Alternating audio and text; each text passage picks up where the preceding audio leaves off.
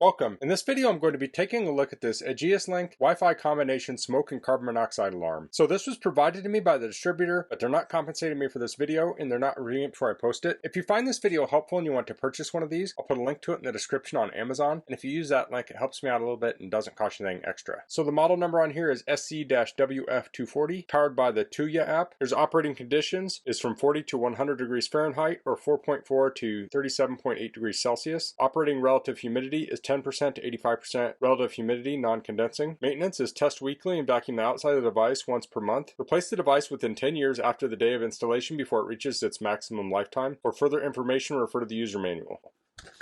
So here we have a manual, here's a sticker, we have some mounting screws, and a little pin also. I'm guessing that's to reset it maybe.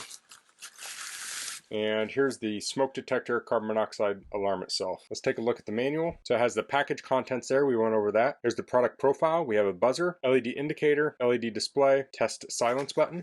Here we have the AP mode button and the battery compartment. So this is pretty standard for a smoke detector. It has a test button. You can press it to test it. Also, if it has a false alarm, you can press it to silence the alarm. So that might be if you're cooking or something, if it sets it off. It says the alarm will sound when there's smoke or carbon monoxide present, and testing the alarm and when there is a fault. So the alarm can mean three different things. So it has an LED indicator, a low battery warning, and an end of life warning. So this will let you know when it's at end of life. It has carbon monoxide alarms, and these are the different levels that it looks for. So if you have 70 parts per million for 60 to 240 minutes, it will alarm. So if you have lower concentrations for a long amount of time or higher concentration for a shorter amount of time, either of those things can trigger this. And here's some symptoms of carbon monoxide poisoning. So hopefully this is just for reference, because if you're using an alarm, hopefully you can avoid this. Here's safety information. Here's setup of the alarm. So you want to download the Tuya app, and so walk through that. You can read through these. I'll be going over it. But so this is an alternate setup mode. That's what the pin's for. It's not for resetting. It's for the AP mode. This talks about the app settings, and this talks about where to put your smoke detector. There's more of that. It has locations to avoid. This talks about installing it. Here's the silence function, and here's a device checklist. So you want to make sure you read over these instructions before you install this. So here's some tech specs. It has a replaceable 3-volt CR123A battery. Operation life is 10 years. Battery life is 1 year. The sensor type is photoelectric for the smoke and electrochemical for the carbon monoxide. Safety standards is UL 217 and UL 2034. You can read through the CO sensitivity here, coverage area, operating temperature, humidity, loudness. Silence duration is 9 minutes. This talks about the app. This only works on the 2.4 gigahertz frequency. It does not work on 5, so that's something to keep in mind. And it uses IEEE 802.11 BG or N. This talks about maintenance, weekly test, and troubleshooting. Okay, so if we look at the alarm itself, we have some plastic here. I'll peel that off.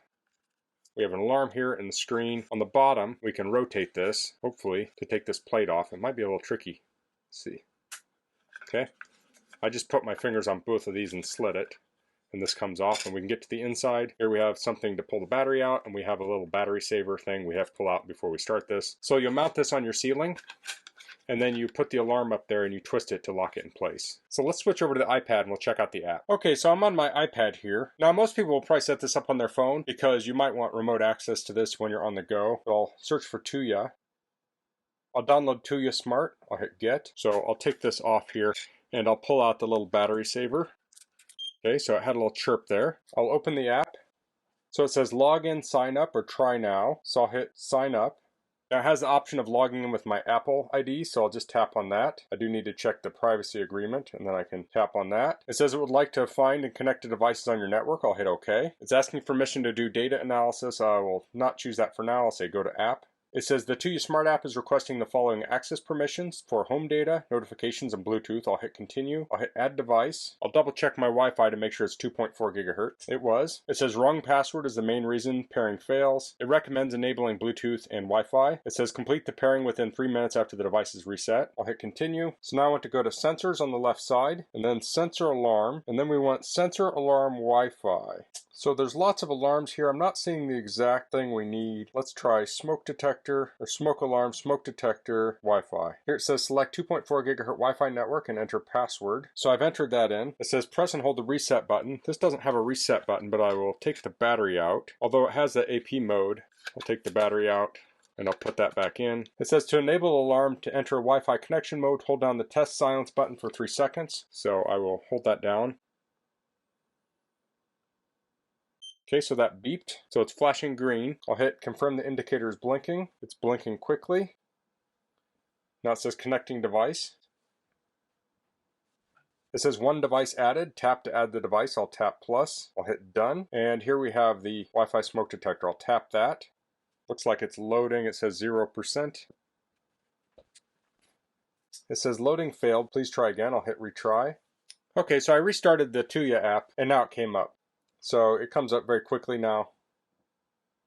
So there's some different things here. In the upper right, we can click the little pencil. We can hit device information. Here we have the virtual ID, the MAC address, and the time zone. It says device offline notification. We can share the device, create a group. We have frequently asked questions, device update, or remove device. Below that, we see the battery is high. We have a little settings icon. We can tap that. Now these are all the different notifications. For carbon monoxide, for smoke, low battery, you can turn these on or off. We have a mute switch, and then we have notifications that says no fire danger, CO level. So if I was cooking and this thing went off, I could pull the app up and mute it right there in the app. That's really convenient if this was mounted kind of really high where you'd have to get a ladder or something to press the button on the device itself. Also, I think you can rename this, yeah. So if we go into the at the very top, when we went in here, if we go to the right, the little pencil, if you click on the pencil next to the name, we can change the name of this. So if you have multiples of these, you could have it say basement, office, lobby, whatever. So you can easily keep track of it. So if you have one go off, you know which one is going off. So that's the app. It was pretty easy to set up. It had trouble connecting after it added it, but I just restarted the app and it seemed to work fine. And I don't anticipate it will have any more problems. I'm guessing it's just that initial setup was a little confused at accessing the network and stuff. So I think that got all sorted out. So I'll press the test on here. I'm going to put my thumb over this to mute it a little bit maybe.